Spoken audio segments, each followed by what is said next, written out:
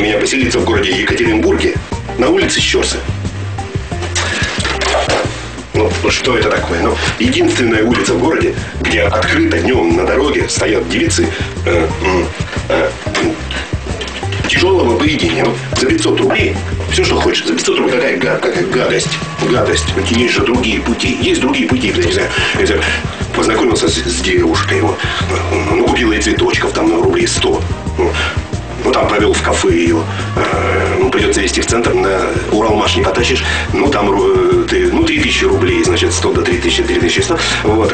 Потом она захотела, значит, опять цветочков еще ночью, значит, 300 на 3500. Потом она захотела домой, потому что порядочно, с первого раза нельзя. Это, значит, 300 рублей ночью такси, это где-то так, это по 4 получается. И сам себя еще повез, поскольку уже ничего не ездит.